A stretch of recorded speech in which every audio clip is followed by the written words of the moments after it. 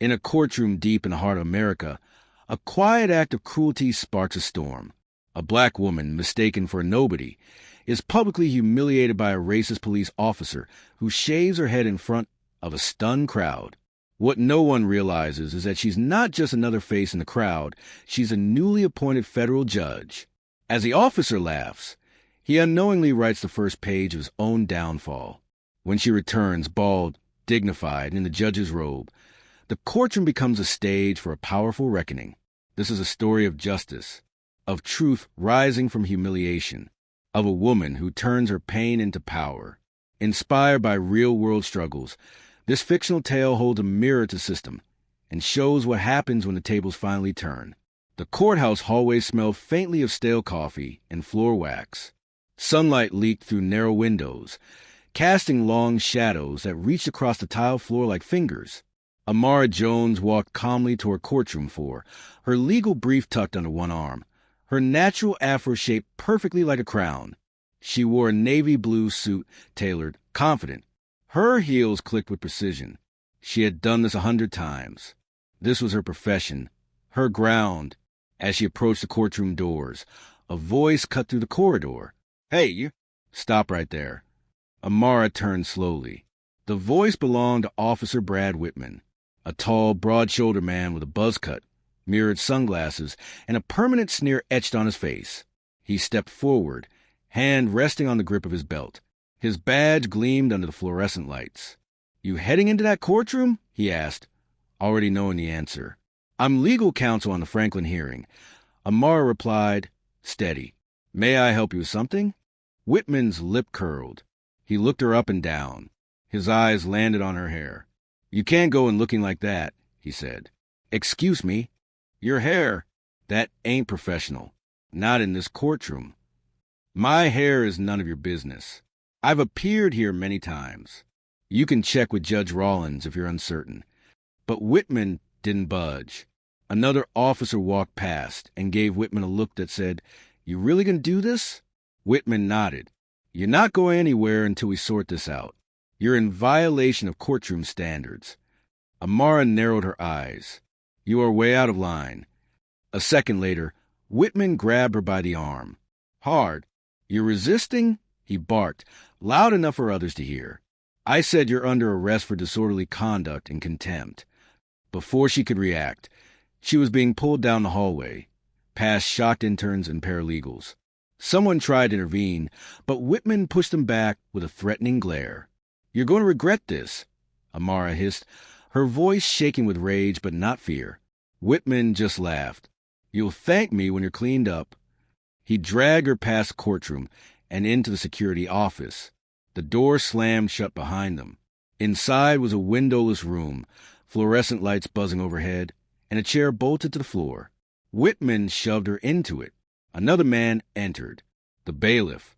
Older. Silent. "What's this about?" he asked. "Judge doesn't want distractions in his courtroom," Whitman replied. "We're cleaning up this one." From a cabinet, he pulled out a pair of clippers. Electric. Loud. Amara's eyes widened. "You're not touching me." Whitman grinned. "You don't get a choice." The sound of the clippers filled the room as he approached, and then the first lock of her hair hit the floor. The clippers roared like an angry swarm as they moved across Amara's scalp, her fists clenched tight against the chair's arms, her nails digging into the worn leather straps. She didn't scream. She didn't cry. She sat still, spine straight, eyes locked on the flickering ceiling light above. But inside her chest, something cracked. Not from fear. From fury. Strands of her hair fell like feathers to the floor. Thick, beautiful coils. The hair her grandmother once braided. The hair her mother said made her look like a queen. Piece by piece, it was stripped away under the cold hum of a cheap machine. The bailiff stood by the wall, arms crossed, saying nothing. He avoided her eyes, like a man watching a crime he couldn't admit was happening. Whitman, meanwhile, was smirking. He moved with smug precision, pressing the clippers harder than needed, nicking her scalp more than once. Blood mixed with sweat at her temples. "You'll thank me later," he muttered again. "For what? Dehumanizing me?" she shot back. Whitman just shrugged. You want to be in a courtroom. Look the part. You show up like that, you bring the circus with you. He tossed the clippers onto the counter. The buzzing died. The silence that followed felt louder than the noise before. Whitman walked over to the mirror on the far wall, grabbed it, and placed it in front of her. Take a look. Justice looks better now. Amara met her own reflection. Her head was bare, her scalp raw in places. But her eyes, they hadn't changed. They still burned. Calm, controlled, unbroken. You think this humiliates me? She said, her voice low and steady. You're nothing but a scared man with a badge and no soul. Whitman laughed, a cruel bark of amusement. Save it for the complaint desk, if you even make it there. He nodded to the bailiff, who unlocked the door. Get her out of here. They led her outside to the back entrance, far from the front doors where clients and lawyers entered. She wasn't even booked or processed. No paperwork. Just thrown out, discarded like a problem too inconvenient to solve. Outside, the sun had disappeared behind clouds. The air felt heavy. Thunder rumbled far in the distance. Amara stood still, alone on the back steps of the courthouse, bald head exposed to the world. She took a long breath. Then she turned and walked away. That night, Whitman sat in the locker room, laughing with two other officers. He recounted the story like it was a bar joke. And then I said, cleaned up nice, and you should have seen her face. The others chuckled uneasily, but as the room quieted and the last laugh faded, one officer spoke. You know Judge Rawlins retires tomorrow, right? Whitman raised an eyebrow. So, a new federal judge starts Monday. They say she's no joke. Real high profile. Civil rights background. Might want to watch yourself. Whitman waved him off. I ain't scared of some liberal in robes. But deep in his chest, for just a second, something shifted, a flicker of doubt. And somewhere, under a veil of lightning, Amara prepared her return. Monday morning arrived cloaked in heavy clouds. Rain slicked the sidewalks, and the old courthouse stood like a monument to forgotten justice, its stone pillars darkened by time. Inside, the buzz of anticipation was almost visible. Lawyers whispered in corners. Clerks shuffled nervously. Even a janitor paused in the hallway to listen. A new judge was taking the bench today. Not just any judge. A federal appointee. Rumors swirled like storm winds. Civil rights icon. Former prosecutor.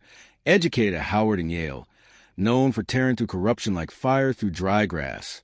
Her name had been kept secret until now. Courtroom 4 had never seen this much attention. Officer Whitman leaned against the wall near the security desk, sipping burnt coffee from a paper cup. His uniform was crisp, his posture lazy. He'd heard the whispers. He didn't care. Judges came and went. Rules stayed the same, especially his rules.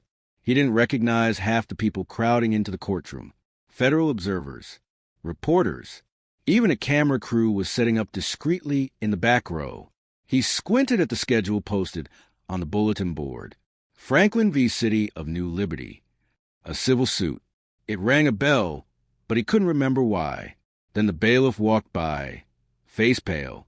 You all right? Whitman asked. The bailiff stopped, eyes wide. She's here. Who? But the bailiff didn't answer. He just kept walking. The courtroom settled. People stood. The old clock ticked once, twice. Then the door behind the bench opened. The bailiff cleared his throat and raised his voice. All rise for the Honorable Judge Amara Jones. Time froze. Whitman's cup slipped from his fingers. It hit the floor with a dull thud, coffee splashing across his boots. He turned, slowly, almost mechanically, as though his body no longer obeyed him. And there she was, Judge Amara Jones. She stepped into the room with poise carved from stone. Her black robe flowed around her like armor. Her bald head gleamed beneath the lights, not with shame, but with command. Her gaze swept over the room, not with vengeance, but with power. Real, untouchable power. She took her place behind the bench. She adjusted her microphone. She leaned slightly forward. And then, in a voice calm as steel, she spoke. This court is now in session. But before we begin the hearing for Franklin versus the City of New Liberty, I must first address a matter of internal misconduct that occurred within this courthouse. A ripple passed through the crowd.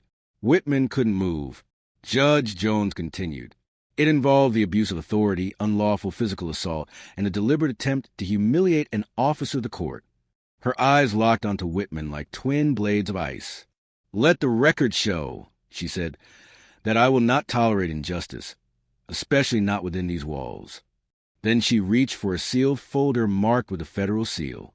She opened it and pulled out a photograph. Whitman's face drained of color. It was a photo of him, holding the clippers, frozen mid-laugh. The courtroom went utterly still. You could hear the hum of the overhead lights, the faint clicking of a reporter's pen, the breath held in every chest. All eyes were on the woman behind the bench. Judge Amara Jones did not raise her voice. She didn't need to. Authority lived in the calm way she turned over the photo for all to see. "This image," she said, "was captured by a surveillance camera located in the security office. Time-stamped, date-stamped, and verified." She placed the photograph on the bench in front of her and continued, her gaze never breaking. "On Friday, during court hours, an officer of this courthouse, assigned to uphold the law, violated that very law by forcibly detaining and humiliating a legal representative scheduled to appear before this court." A murmur spread through the room like a rising wave. Whitman's jaw clenched. Sweat began to bead on his forehead. His boots felt rooted to the floor. For the first time in his career, he had nothing to say. Judge Jones motioned to a clerk, who stepped forward and handed her a file. She opened it, revealing two more images. One showed her being restrained. The other, her bald head, freshly shaven, blood visible near her temple. She held up both photos. "The victim of that abuse," she said slowly, "was me." The courtroom erupted. Shock, horror. Some gasped, some shouted. Others simply stared. Judge Jones raised her hand. "Silence." And silence came like a falling curtain. "I returned today," she said, "not for revenge, but for justice. Because no one, not even an officer in uniform, is above the law." She turned to the left. "Officer Bradley Whitman," she said, her voice now sharp as glass, "you are hereby summoned to the stand under immediate review of internal conduct and violation of federal civil rights statutes." Whitman didn't move. The bailiff approached him slowly. The same bailiff who had been in the room on Friday, his face no longer blank. "Come with me," he said. "You're serious?" Whitman whispered. "Dead serious." Whitman looked around, but no one came to his aid. The officers in the room avoided his eyes. The judge waited. And finally, slowly, he stepped forward. He walked past rows of strangers, past lawyers who had once nodded at him in passing, past reporters scribbling like mad. He stopped in front of the bench. Judge Jones looked down at him, not with hatred, but with clarity. "You will have your chance to speak," she said. "But first you will listen." She turned another page in the file. Her voice dropped low. "You've been reported for 6 prior incidents of misconduct over the past 7 years. All dismissed, all buried, until now." She looked up. "This court intends to unbury everything." Whitman stood stiff in the witness box, hands gripping the railing as if it could stop the ground from shifting beneath him. Sweat slid down his temple. He avoided the judge's eyes, but he could feel her gaze, measured, exact, like a scalpel on skin. Judge Jones flipped to the next document. Case number 0427. An unfiled complaint from a court translator. She alleges racial slurs used during security check. She slid the document across the bench toward the clerk. Case number 0519. A public defender shoved outside this very courtroom. No disciplinary action taken. Another file landed beside the first. Case number 0812. Excessive force on a 16-year-old defendant. Charges dropped after internal review. The courtroom was silent. No one dared interrupt. The list went on. A cascade of sins once ignored now laid bare under the harsh light of justice. Whitman's mouth opened. Those were all. Silenced. Judge Jones interrupted. But not forgotten. I found them. Every one. Whitman turned toward the room. But there was no sympathy left. No familiar nods. No blue wall to protect him. He faced Judge Jones again. "I didn't know who you were," he muttered. "Would you have acted differently if you had?" She replied, not angry, just asking. Whitman hesitated. "No. Then the problem was never me," she said. "It was always you." She leaned forward, hands folded. "This court recommends immediate suspension of Officer Bradley Whitman pending full investigation by the Department of Justice. Furthermore, I am opening a formal inquiry into past cases dismissed under suspicious circumstances." She paused. "And I will personally oversee every step." The bailiff stepped to Whitman's side. "You'll come with me." Whitman looked at the faces staring back at him. They weren't angry. They weren't shouting. They were calm, watching, waiting, just like she had been. As he was let out, the door closing behind him felt louder than any siren. The following days were a whirlwind. News stations played the footage on loop. Social media exploded. Civil rights groups rallied outside the courthouse, not with fire, but with purpose. They held signs that read "Truth has no hair and justice sits bald and unshaken." But inside Courtroom 4, Judge Jones continued her work. With the same calm voice, the same steel posture, she heard the Franklin case with fairness and precision. She corrected attorneys gently. She listened to both sides. And she ruled with weight and dignity. During recess, a young law student approached her outside the courthouse. "Judge Jones," she said, voice shaking slightly, "I watched everything. I wanted to quit law school last month. I thought maybe justice was a lie. But now—" Amara placed a hand on her shoulder. "Justice isn't a lie," she said, "but it's work, hard work, and it's our job to make sure it stays alive." The student nodded, her eyes wide. Friday came quietly, 1 week after it all began. Judge Jones arrived before sunrise. She stood alone in her chambers, looking out the window at the city below. Her reflection in the glass stared back, clean-shaven scalp, scars still faint on her temple. She ran a hand over it, not with regret, but with peace. Her phone buzzed. A message from her mother. "You made us proud, baby. Your hair didn't make you powerful. Your heart did." She smiled. Downstairs, the courtroom began to fill. But for a moment, she stayed still, letting the silence settle around her like a robe. No audience, no cameras, just the memory of what had been taken, and what she had taken back. She turned, walked out of chambers, and stepped into Courtroom 4. The people rose, and Justice sat down, not as a victim, not as a symbol, but as a judge, unshaken, unbreakable, unforgotten. This story reminds us that true justice is not about uniforms, appearances, or positions of power. It is about courage, dignity, and standing up against oppression, even when it comes from within the system. Judge Amara Jones taught us that silence in the face of injustice allows it to grow, but truth, when spoken with strength, can dismantle even the most deeply rooted abuse. She showed that you do not need to shout to be heard, and you do not need hair, fame, or fear to command respect. All you need is integrity, resilience, and the will to fight for what is right. This story is a work of fiction. It was crafted to feel real, so the message can be clearly felt and understood. None of the characters or events are real. They were created to inspire reflection and awareness. Thank you so much for listening to this story. If you enjoyed it or learned something meaningful, please leave a comment, like, and subscribe for more powerful stories that bring light to hidden truths. Your support means the world.